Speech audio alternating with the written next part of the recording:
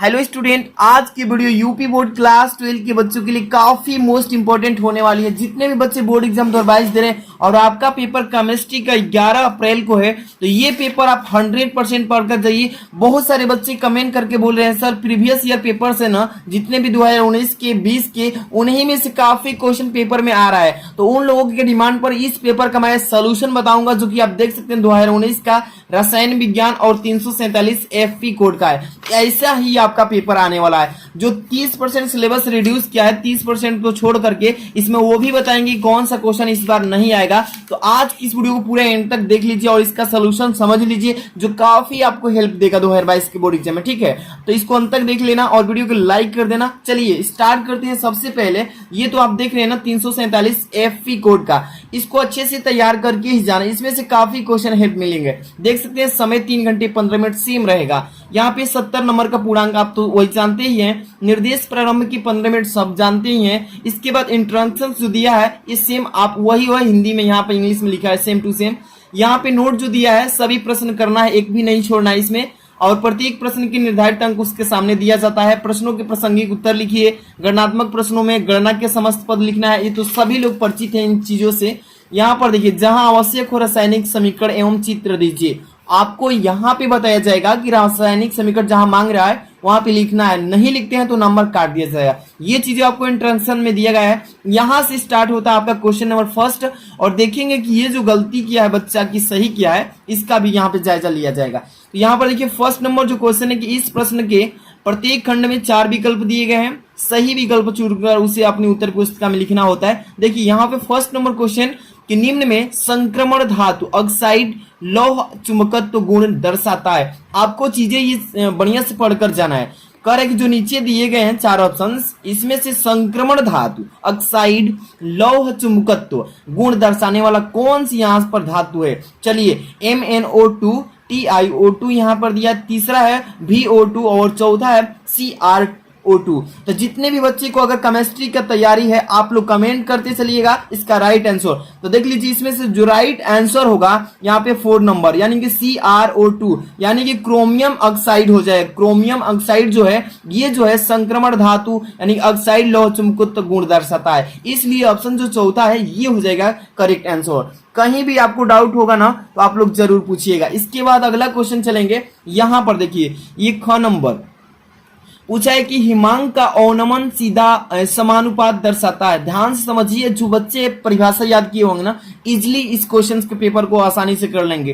करे कि हिमांक का अवनमन सीधा समानुपात दर्शाता है। यहाँ पे ऑप्शंस लिखा है विलयन का मोल अंश, विलयन का जो मोल अंश होता है वो, कि यहाँ पे सेकंड नंबर विलयन की मोलरता, कि तीसरा है कि विलयन की मोललता, यहाँ पे चौथा है विलायक की मोललता। जो भी बच्चे को अगर अच्छे से याद है इसका आंसर आप लोग जरूर बताते चलिएगा। तो इसका आंसर हो जाएगा यानी कि थर्ड नंबर, यानी कि विलयन की मोललता जो होती है ये हिमांक का अवनमन सीधा समानुपात दर्शाता है, यानी कि उसको निरूपित करता है। अच्छे से याद करके जाना है कि हिमांक का अवनमन सीधा समानुपात के रूप में दिखाने वाला कौन सा है, तो विलयन की मोललता ही है। विलयन की मोललता, बस मोललता याद रखिएगा। इसके बाद अगला क्वेश्चन पे ध्यान दीजिएगा, क्या लिखा गया इसमें ग नंबर में कि CuSO4 यानी कि कॉपर सल्फेट को जब एल्यूमिनियम की बोतल में, करेक्ट, एल्यूमिनियम की जब बोतल में हम उसको नहीं रखा जाता है, क्यों नहीं रखते हैं ये कारण बताइए आप लोग। तो देखिए कॉपर सल्फेट को अगर हम एल्यूमिनियम की बोतल में रखते हैं तो क्या कारण हो जाता है और क्यों नहीं रखते हैं, क्या कारण है। तो देखिए यहाँ पे ऑप्शंस दिया है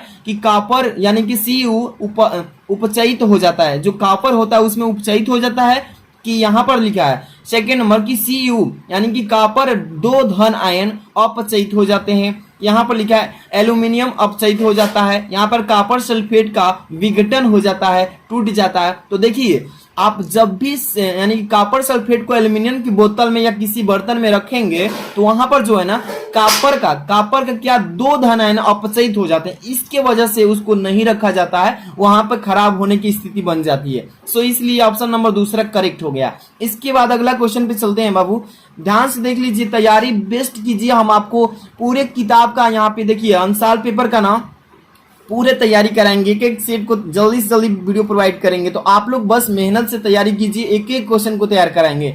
ओके, यहाँ पर देखिए घ नंबर एक प्रथम कोटि की अभिक्रिया का अर्ध समय यानी कि टी हाफ, आप अर्ध समय को टी और 1/2 लिखते हैं, टी हाफ बोलते हैं इसी को। ओके, 4 मिनट दिया है, करेक्ट। तो 99.9% अभिक्रिया कितने समय में पूर्ण हो जाएगी, तो इसको तो सॉल्व करना पड़ेगा। छोटा सा एक न्यूमेरिकल टाइप यहाँ पे ऑब्जेक्टिव दिया है, तो यहाँ पे चीजें को आपको समझ में आना चाहिए कि किस चीज का मान दिया है और किस चीज की हमें मान फाइंड आउट करना है। सबसे पहले टी हाफ का मान 4 मिनट, यहाँ पे अभिक्रिया कितने समय में पूर्ण हो जाएगी, तो यहाँ पर समय निकालना है इसमें। चलिए इसको पहले एक पेपर और कागज की जरूरत पड़ेगी इसको सॉल्व करने के लिए।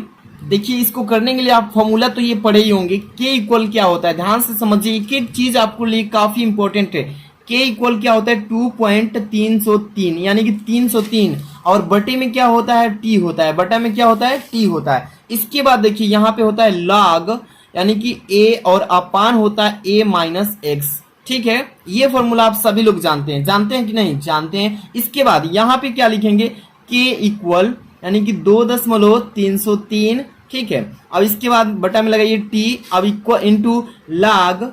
अब यहाँ पे देखिए अभिक्रिया पूर्ण करने के लिए जो 100% होती है, एक जगह पे 100 लिख लीजिएगा और बटे में लिखिएगा एक जगह फिर 100। 100 पूर्ण होती है अभिक्रिया, तो इसके लिए माइनस एक्स का मान जो दिया है यहाँ पे 99.9% वही रखेंगे, यहाँ पे 99.9%। ठीक है, इसको कैलकुलेशन कर लिया जाए। चलिए के इक्वल क्या लिखेंगे 2.303 और बटे में लिखेंगे टी इंटू लॉग। यहाँ पे देखिए इसको पहले 100 लिख लीजिएगा और बटे में 100 में से 99.9 घटेगा तो 0.1 हो जाएगा। अब इसको दशमलव को उड़ा भी सकते हैं, तो दशमलव उड़ाने के लिए ऊपर एक 0 बढ़ा लीजिए, हट जाएगा। तो ये 1000 हो गया ना, 10 की पावर 3 के रूप में लिख सकते हैं ना। चलिए के इक्वल क्या लिखेंगे 2.303 और बटे में हो जाएगा टी इंटू लॉग।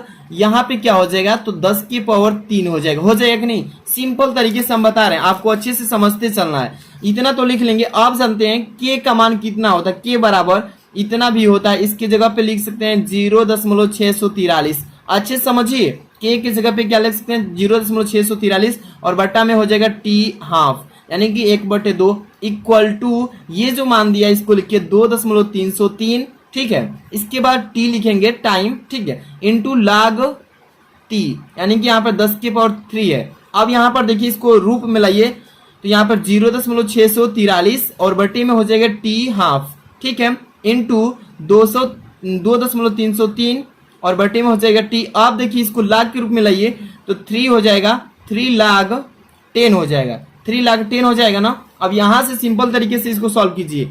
यहाँ पे हो जाएगा, इसका मान रख देंगे 0.643 यानी कि इतना, और बटे में टी हाफ का मान पहले से पेपर में दिया है 4 मिनट। इस मान को रख लीजिए 4 इक्वल टू, यहाँ पे इक्वल टू है 2.303 और बटे में कितना हो जाएगा टी, और इसका मान कितना हो जाएगा 3 लिख लीजिए गुणे के रूप में, और log 10 का मान 1 हो जाएगा। ठीक है, इस तरीके से लिख लेंगे। अब यहाँ पे 3 गुणा करके टी का मान निकाल लीजिए, तो टी बराबर डायरेक्ट लिख रहा हूँ, तो यहाँ पे हो जाएगा 2.303। ठीक है, 2.303 गुणे फिर 3 और गुणे फिर 1 हो जाएगा ना। अब इसके बाद ये 4 भी क्रॉस मल्टीप्लाई करेंगे तो हो जाएगा, तो 1 की जगह 4 ही बना देता हूँ, 1 से फायदा कोई नहीं है तो 4 ही लिख देता हूँ, और बटे में क्या हो जाएगा आपका तो 0.643 हो जाएगा ना। बहुत ही सिंपल सा क्वेश्चन था। अब इसको सॉल्व कर लेना है सिंपल तरीके से। ये 3 दशमलव के बाद 3 अंक है, इसमें भी दशमलव के 3 अंक है, तो दशमलव आराम से हट जाएगा। अब देखिए इसमें गुणा कर देंगे, इसमें चढ़ते के 12 में इतना से गुणा कर देंगे, यानी 2303 गुणे 12 कर लीजिएगा, बटे में ये हो जाएगा 643। अब इसको भाग दे के कटाएंगे ना तो बहुत ही आसानी से कट के आ जाएगा 39 दशमलव कितना बार जाएगा तो 9 बार जा सकता है। ठीक है, नहीं 8 बार लीजिए 7, इतना बार जाएगा। नियर मतलब लगभग अब कितने के हैं 40 के नियर में है ना, तो यहाँ पे 40 मिनट लिख लीजिए, मिनट, और यहाँ पे टी का मान हम लोग निकालिए 40 मिनट। सिंपल तरीके से किए हैं बाबू। आप लोग ये फॉर्मूला तो जानते हैं, के इक्वल 2.303 बटा में टी और इंटू लॉग ए अपान ए माइनस एक्स, इसी पर रख के आराम से। अब यहाँ पे क्या करना है, के का मान आप सभी लोग जानते हैं 0.643 अपान टी हाफ होता है। अब इसका मान आराम से टी हाफ का मान 4 रखेंगे। सिंपल तरीके से मैंने सॉल्व किया है और इसका मान 40 आ गया। चलिए पेपर में देखते हैं ऑप्शन में कौन सा मिल रहा है। यहाँ पे 16 मिनट, 8 मिनट, 32 मिनट, 40 मिनट आ गया ना चौथा नंबर, और ये गलती करके आया है स्टूडेंट। तो देख लीजिए, आपको इसलिए मैं समझा रहा हूं कि कोई भी गलतियां ना हो, आसानी से आप पेपर को सॉल्व करके आए। अगला देखिए 5 नंबर क्वेश्चन में क्या दिया गया है इस पर कि लिखा है कि एक यौगिक यानी कि में एक यौगिक में कौन सा यौगिक टोलन टोलन अभिकर्मक को अपचयित कर देता है। तो ध्यान से समझिए, टोलन अभिकर्मक क्या होता है और अपचयित क्यों कर देता है, तो कौन सी यहाँ पे यौगिक होगा। चलिए यहाँ पे ऑप्शंस दिया है, पहले अच्छे से समझिएगा। C6H5NO2, यहाँ पे C6H5NO, यहाँ पे लिखा है C6H5NH2O, यहाँ पे लिखा है C6H5NHOH। इसमें से कह रहा है कि यौगिक में से जो यौगिक दिए गए हैं या कौन सा टोलन अभिकर्मक को अपचयित करता है, कौन सा ऐसा इसमें से मतलब यौगिक है जो टोलन अभिकर्मक को यौगिक को अपचयित कर देता है। तो सभी बच्चे जानते हैं, सभी जानते हैं कि C6H5NO2 जो ये है, ये क्या कर देता है, यानी कि टोलन अभिकर्मक में अपचयित कर देता है। सभी बच्चे को मालूम है ना। तो चलिए इतना तो सबको मालूम हो गया। अब देखिए, इसको बोलते हैं नाइट्रोबेंजीन। क्या बोलते हैं इसको? नाइट्रोबेंजीन। जो कि ये जो होता है ना, ये हल्के पीले कलर का होता है। ये जो है ये हल्के पीले कलर का होता है। जैसे कि पेपर है ना, थोड़ा सा ज्यादा पीला है, लेकिन ये हल्के पीले कलर का होता है, जो जल में अविलेय होता है, मतलब कि नहीं घुल पाता है, ठीक है ना। इसलिए ये जो है टोलन अभिकर्मक का अपचयित कर देता है। तो C6H5NO2 याद रखिएगा एग्जाम में आए तो। इसके बाद यहाँ पे जो देख रहा है ना, आपको क्या लिखा गया है कि सेलुलोज के पूर्ण जल, ध्यान से समझिए क्वेश्चन को, सेलुलोज के पूर्ण जल अपघटन से प्राप्त होता है। देखिए, जब सेलुलोज के पूर्ण जल अपघटन कराया जाता है तो क्या प्राप्त हो जाता है? एल ग्लूकोज प्राप्त होता है कि डी फ्रक्टोज, यहाँ पे डी राइबोज, यहाँ पे डी ग्लूकोज। तो सभी बच्चे जानते हैं कि सेलुलोज के जल यानी कि पूर्ण जल के साथ अपघटन कराएं तो वहां पर डी ग्लूकोज प्राप्त होता है, यानी कि डी ग्लूकोज। याद रखिएगा। चलिए अब यहां तक तो कर लिए। इसके बाद यहां से स्टार्ट होता है अगला क्वेश्चन। तो ध्यान से देखिएगा, दूसरा नंबर से स्टार्ट हो गया और ये क्वेश्चन यहाँ पे लिखा है कि एक तत्व बीसीसी का मतलब फुल फॉर्म आप जानते हैं कि बॉडी कन्वर्ट सेल होता है, ठीक है। एक तत्व बीसीसी जालक रूप में क्रिस्टलीकृत होता है। क्या होता है? क्रिस्टलीकृत के रूप में है पहले से, जिसकी कोर की लंबाई यानी कोर की लंबाई 288 पिकोमीटर है। तत्व का घनत्व तो यहाँ पे डेंसिटी दे दिया है उस मेटल का, यानी कि 2.7 ग्राम प्रति सेंटीमीटर क्यूब है। तो 208 ग्राम तत्व में कितनी परमाणुओं की संख्या होगी? बहुत ही सिंपल क्वेश्चन है। आपको मैं अभी इसका सोल्यूशन भी बता देता हूँ, कॉपी पेन की जरूरत पड़ेगी, ठीक है। तो आराम से देखते रहिए, एक एक चीज का हम सोल्यूशन बताएंगे। देखिए, आप केमिस्ट्री का जब भी न्यूमेरिकल लगा रहे हैं ना, बोर्ड एग्जाम हो या घर पे, तो आप लोग जो मान दिया पहले उसको अच्छे से लिख लीजिए कि किस चीज का मान दिया है। देखिए, जिसकी कोर की लंबाई यानी कि एक तत्व जो बीसीसी जालक के रूप में क्रिस्टल कर दिया गया है और कह रहा है जिसकी कोर की लंबाई कितना है 288 पिकोमीटर। तो यहाँ पे लिख लीजिए कि कोर की लंबाई जो है, कोर की लंबाई कितना दिया है बाबू? तो 288 पिकोमीटर में दिया है। आपको ये चीजें आपको समझ में आना चाहिए कि जो पिकोमीटर में दिया है इसका कोर की लंबाई जो है, इसको सेंटीमीटर में चेंज करना है। ऑलवेज याद रखिएगा, पिकोमीटर को किस में बदलेंगे? सेंटीमीटर में। चलिए 288 और गुणे कितना कर देंगे सेंटीमीटर में चेंज करने के लिए? 10 की पावर -10, और ये सेंटीमीटर में ऑटोमेटिकली क्या हो गया? चेंज हो गया। आप याद रखिएगा कि पिकोमीटर को किस में चेंज करना होगा? सेंटीमीटर में। तो 10 के पावर -10 से गुणा करा देंगे, ऑटोमेटिक चेंज हो गया। अब देखिए, आपको यहाँ पे कह रहा है कि तथा घनत्व तो इतना दिया है और 208 ग्राम तत्वों की परमाणु की संख्या। सबसे पहले आपको एकक कोष्टिका का आयतन, एकक कोष्टिका यानी कि बीसीसी का यहाँ पे सबसे पहले आयतन निकालेंगे। तो एकक लिख लेते हैं, एक एक चीज को समझिए। एकक कोष्टिका का आयतन निकाल लीजिए।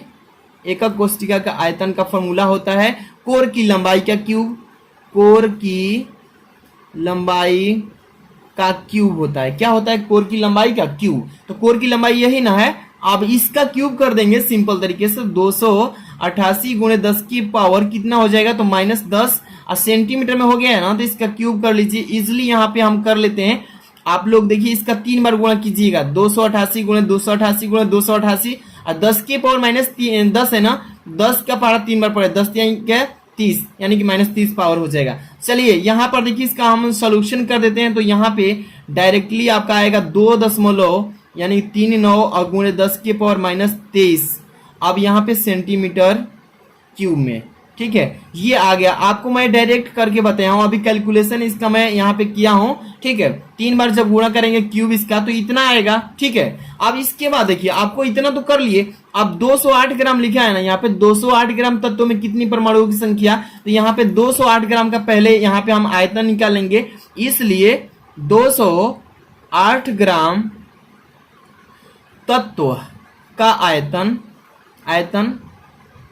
ठीक है, 208 ग्राम तत्व का आयतन निकालेंगे तो बराबर द्रव्यमान बटा में क्या होता है, घनत्व होता है।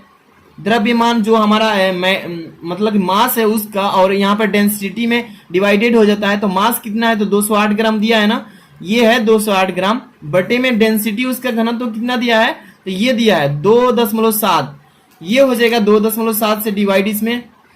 अब सिंपल तरीके से एक जीरो ऊपर लिख दीजिए, दशमलव उड़ा दीजिए, तो ये हो जाएगा 20, 80 और बटे में 27। जब इसे भाग देंगे तो पूरा पूरा कट के आ जाएगा आपका 77.03 सेंटीमीटर क्यूब। ठीक है ना, ये आ गया हम लोग का 208 ग्राम तत्वों का आयतन। अब यहां से क्या करना है, तो देखिए इस आयतन में जो आयतन हम लोग निकाले, इस आयतन में एकक कोशिकाओं की संख्या, तो यहां पे लिखेंगे कि आयतन में एकक कोशिकाओं की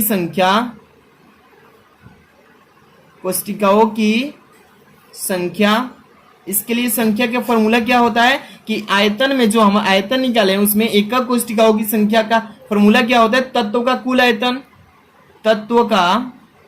कुल आयतन कितना आया है, कुल आयतन। देखिए हम आपको अच्छे से समझाने की कोशिश करेंगे, बस आपको एक एक चीज को समझ लेना है। आयतन में एकक कोशिकाओं की संख्या, तत्व का कुल आयतन बटा में कोशिकाओं का आयतन, एकक कोशिकाओं का आयतन। अब देखिए इसमें क्या करना है, कुछ करना नहीं है, बस यहाँ पे आपका जो वैल्यू दिया है मान पुट करके सॉल्व कर लेना है। तो यहाँ पर देखिए तत्व का कुल आयतन हम लोग ने निकाला है कितना, तो यही ना 77.03 सेंटीमीटर क्यूब, तो यहाँ पे 77.03 लिख लेंगे, और अपान एकक कोशिका का आयतन अभी हम लोग निकाले हैं, तो देखिए कितना आया, ये आया 2.39 और गुणे 10 की पावर -23, यही है ना, तो यहाँ पे लिख लेंगे कि 2.39 गुणे 10 की पावर -23। अब इस सिंपल तरीके से कुछ करना नहीं है, आप लिखिए 77.03 ऊपर से, और यहाँ पे लिखिए 2.93 यानी 39 गुणे 10 का पावर जो है ना ऊपर लेकर चले जाइए, 10 के पावर प्लस में 24 हो जाएगा। सिंपल तरीके से दशमलव के बाद 2 अंक इधर भी है और दशमलव के बाद इधर भी, दोनों को हटा देंगे सिंपल तरीके से, बचा 70.03 और बट्टे में 239 और इंटू 10 की पावर 24, यही है ना। जब डिवाइड करेंगे इसमें 77.03 में 239 से भाग करेंगे तो इस सिंपल तरीके से कट कर कितना आ जाएगा, आप लोग डिवाइड करके अच्छे से चेक कर लेना, 33.49 गुणे 10 की पावर, ये हो जाएगा, अब एक घट जाएगा दशमलव, इधर एक स्थान लिए हैं तो ये हो जाएगा 23। ठीक है, और ये हो जाएगा इसका आंसर। यही हमें निकालना था, फाइंड आउट करना था। तो एक एक चीज आपको न्यूमेरिकल्स को अच्छे से लगाकर पेपर में जाना है ताकि एक भी छूटे ना। ठीक है, इसके बाद अब अगले क्वेश्चन में चलेंगे। अगर कहीं भी आपको डाउट लगता है क्वेश्चन में तो आप कमेंट करके बताइए, उससे भी बेस्ट नेक्स्ट वीडियो में प्रोवाइड करेंगे।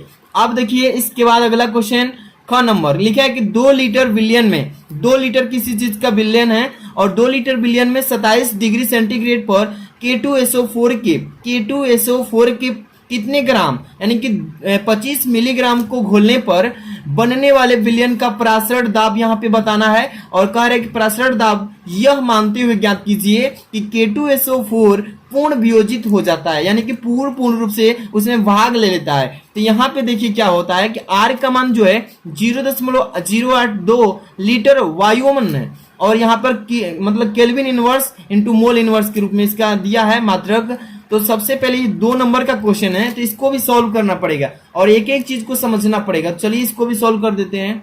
ध्यान दीजिएगा, जो चीज इसमें पहले कितना दिया है, K2SO4 पहले लिखेंगे कि कितने मिलीग्राम, तो 25 मिलीग्राम को पहले लिख लेते हैं, यानी कि घुला हुआ जो हमारा है K2SO4 कितना ग्राम है, तो 25 मिलीग्राम। इसको मिलीग्राम को हम लोग सिंपल तरीके से पहले किस में बदल लेंगे बाबू, तो ग्राम में बदलेंगे। तो मिलीग्राम को ग्राम में चेंज करने के लिए डिवाइड करना पड़ता है ना 1000 से, तो यहाँ पे 1000 से जब भाग करेंगे तो 0.25 और ये किस चीज में बदल जाएगा, यहाँ पे एक जीरो बढ़ाएंगे यहाँ पर तो ग्राम में बदल जाएगा। किस में बदल गया, यानी कि 0.025 ग्राम हो गया। ठीक है, इतना तो कर ही लेंगे। और विलियन का आयतन कितना दिया है, तो 2 लीटर दिया है। यही ना इसका आयतन है, ग्रहण कर रहा है कितना, तो 2 लीटर उसमें पकड़ रहा है। तो यहाँ पे लिख लीजिए कि विलियन का आयतन, विलियन जो है हमारा उसका आयतन कितना दे रखा है, तो 2 लीटर लिख लेंगे। ठीक है, आपको 2 लीटर लिख लेना। इसके बाद आप देखिए, आप जानते हैं यहाँ पे जो जानते हैं कि विलियन का प्रसरण दाब निकालने के लिए सबसे पहले हम लोग T इक्वल फॉर्मूला जानते हैं। कितना टेम्परेचर यहाँ पे दिया है, तो यहाँ पे 27 डिग्री सेंटीग्रेड लिखा है ना, 27 डिग्री सेंटीग्रेड इतना हो गया। अब इसको पूर्ण करने के लिए यहाँ पे कितना से जोड़ करते हैं, तो 27 प्लस 273 होता है, इक्वल टू कितने के बराबर, तो 300 केल्विन। इतना हो जाएगा ना। अब देखिए सिंपल तरीके से अब यहाँ पे लिखेंगे कि K2SO4 का मोलर द्रव्यमान, यानी कि मोलर द्रव्यमान निकालेंगे कि मोल में जब घोले हैं तो मोलर द्रव्यमान कितना हो जाएगा। तो यहाँ पे लिखेंगे मोलर द्रव्यमान बराबर 2 पे कितना हो जाएगा, तो 2 गुणे यानी कि 39 प्लस यहाँ पे हो जाएगा 32 प्लस 4 गुणे 16। अब देखिए 39 में 2 से गुणा कीजिए और इसको सभी, अब इसमें 16 में 4 से गुणा कीजिए, सबको ऐड कर लेंगे तो 174 ग्राम आएगा, ग्राम प्रति मोल आएगा। ठीक है, यानी कि इतना मोल एक प्रति, इतना तो निकाल लेंगे सिंपल तरीके से। अब यहाँ पे K2SO4 को पूर्ण वियोजित कराना है ना, पूर्ण वियोजित कराने के लिए इसका रिएक्शन कराएंगे। K2SO4 रिएक्शन के अप्लाई के बाद हो जाएगा 2, यानी कि K यहाँ पे 2 प्लस, यानी कि यहाँ पर प्लस कर दीजिए केवल प्लस, और प्लस SO4 2 ऋण आयन। इस तरीके से पूर्ण अभिक्रिया इसका करा देंगे, पूर्ण वियोजित करा देंगे। अब यहाँ पे उन्नयन आयन जो दिया है, उन्नयन आयन, इसका उन्नयन के जो उत्पन्न लिख देते हैं, उत्पन्न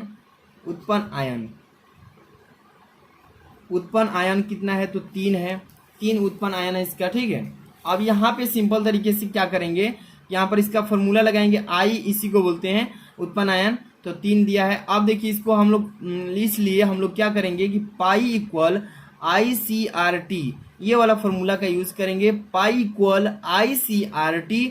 अब यहाँ से I का मान हमें निकालना है, I बराबर लिख लेंगे, क्या लिखेंगे कि N/V इंटू RT होता है। ठीक है, अब यहाँ से देखिए आप जानते हैं कि I बराबर, यानी कि इतना बराबर I इंटू ओमेगा/m, यानी कि अब यहाँ पे 1/V, यहाँ पे 1/V और RT लिख लेंगे। सिंपल तरीके से यहाँ पे कर लेंगे, ये फॉर्मूला आप लोग सभी जानते हैं। अब सिंपल से यहाँ पे I का मान यहाँ पे कितना दिया है, 3 दिया है, 3 रखेंगे।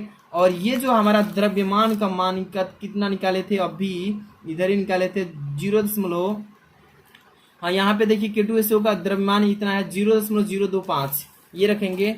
मास इसका 0.025 और बटे में m इसका यहाँ पे अभी निकाले 174 गुणे 1/2, 1/2 V का मान हो जाएगा। और R का मान कितना दिया है, तो R का मान नहीं दिया है तो RT ऐसे छोड़ दो। ठीक है, नहीं तो यहाँ से उठा करके मान रख देंगे, यहाँ से दिया है ना इतना को मान को रख देंगे, तो रख दीजिए। एक बार और कर लीजिए, 3 गुणे 0.025 बटे में 174 गुणे 1/2। ठीक है, और यहाँ पे गुणा लिख लीजिए, 0.82 दिया है इसमें। ठीक है, 0.082 दिया है। ठीक है, इसको यहाँ पे 0.082 लिख लेंगे। अब देखिए इसके बाद गुणे 300, यहाँ पे T का मान 300। अब यहाँ पे कैलकुलेशन इसका सीधे करेंगे जब कटा करके, तो आराम से आ जाएगा 5.3 गुणे 10⁻², वायुमंडल। ठीक है, ये रहा इसका सोल्यूशन। इसके बाद यहाँ पर देखिए सिंपल 3 नंबर वाला क्वेश्चन पढ़ लेते हैं एक बार।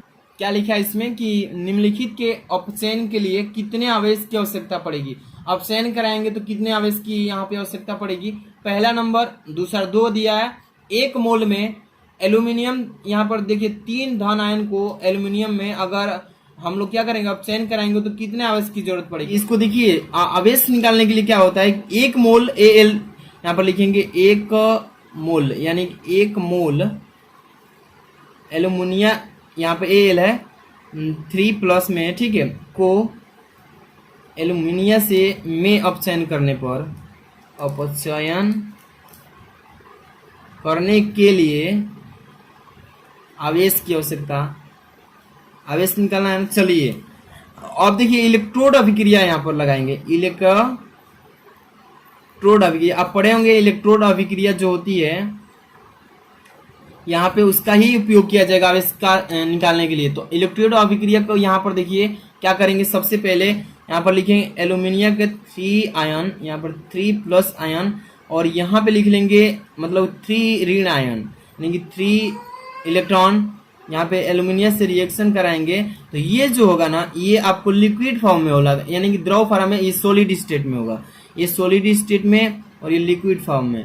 तो यहाँ पे दोनों को लिख लिए हैं। आप देखिए इसमें n बराबर इलेक्ट्रॉनों की संख्या जो होगी कितने होगी, 3 होगा, 3 यानी कि 3 इलेक्ट्रॉन होंगे। तो यहाँ पर 1 मोल, यहाँ पे लिखेंगे कि 1 मोल एल्यूमिनियम यहाँ पर 3+ के लिए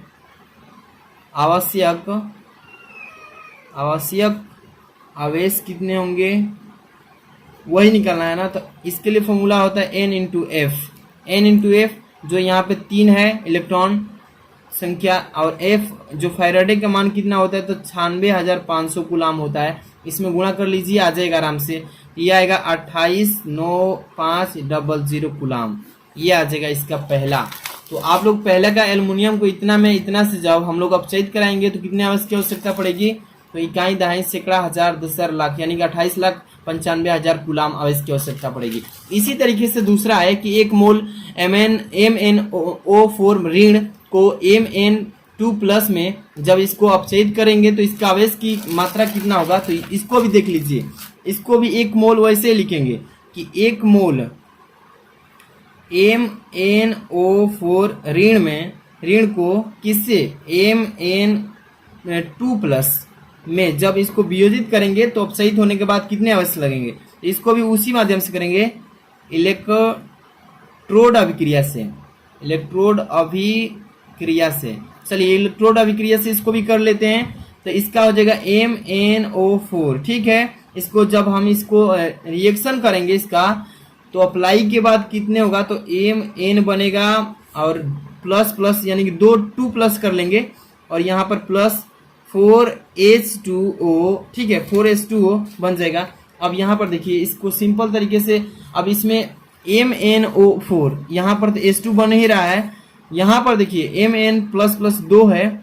अब यहाँ पर 4 को पूरा करने के लिए कितने इलेक्ट्रॉन कमी हो रहा है, तो यानी कि 5 इलेक्ट्रॉन की कमी हो रहा है। तो यहाँ पर जोड़ देंगे, जोड़ने होंगे, तो 1 मोल लिखेंगे, 1 मोल अपचयन के लिए आवश्यक, ठीक है, आवश्यक यहाँ पे आवेश, यही ना आवश्यक आवेश होगा। तो इसके लिए फॉर्मूला n इंटू एफ वही लगेगा, इलेक्ट्रॉनों की संख्या गुणे फैराडे का जो मान होता है उसको रख लीजिए। इलेक्ट्रॉन कितने लगेंगे, तो 5 लगेंगे, तो 5 गुणे फैराडे का कितना 96,500 कूलाम। इसको मल्टीप्लाई कर लेंगे इसमें पूरा से, यानी 5 से गुणा करेंगे तो ये आएगा 48,25,00, 48,025 यानी इकाई दहाई सैकड़ा हजार दसर लाख, यानी कि 4,82,500 कूलाम में आएगा। ये दोनों की हम लोग संख्या निकाल ली है, इसी तरीके से करना होता है। अब देखिए ये जो है समांगी एवं विषमांगी उत्प्रेरक को उदाहरण द्वारा समझाइए, ये इस बार हटा दिया गया है, 30% जो सिलेबस कम किया गया है उसमें ये नहीं आएगा, ठीक है। तो मैंने 2 क्वेश्चन को इस वीडियो में सॉल्व करा दिया है, ये तीसरा है, आप देख लीजिए। इसी तरीके से न्यूमेरिकल आए हैं कि 293 केल्विन पर जल का वाष्प दाब इतना, यदि 25 ग्राम ग्लूकोज को 450 ग्राम जल में घोले तो इतना का वाष्प दाब ज्ञात कीजिए। कोलराउज का नियम परिभाषित कीजिए। इस नियम का दुर्बल वैद्युत अपघट्य के लिए अनुप्रयोग। यहाँ पे कोलाइडी विलयन का शुद्धिकरण का विधि बताइए। यहाँ पे फास्फिन बनाने की एक विधि, रासायनिक समीकरण लिखिए तथा फास्फिन के CuSO4 यानी कॉपर सल्फेट के साथ अभिक्रिया लिखिए। इस तरीके से क्वेश्चन आएंगे। यहाँ पे 4 नंबर क्वेश्चन देख सकते हैं कि निम्नलिखित अभिक्रिया का पूर्ण कीजिए समीकरण के द्वारा। अम्लीय माध्यम में Cr2O7 2 माइनस इलेक्ट्रॉन द्वारा Fi3+ का उपचयन बताइए। इस तरीके से आपको क्वेश्चंस दिए जाएंगे, तो आपको जो 30% सिलेबस रिड्यूस कर दिया है उस क्वेश्चन को यहाँ पे छांटवा देंगे, तो आप सॉल्व कराएंगे नेक्स्ट वीडियो में। तो इस वीडियो को ज्यादा से ज्यादा शेयर करना होगा, इसलिए मैं इसका सोल्यूशन नेक्स्ट वीडियो में प्रोवाइड कर रहा हूँ। तो जितने भी बच्चे चाहते हैं इसका सोल्यूशन चाहिए कमेंट करिए, और 2020 का भी पेपर का सोल्यूशन चाहिए 2020 का पेपर का, तो कमेंट करके बताना होगा। ठीक है, मिलते हैं नेक्स्ट वीडियो में।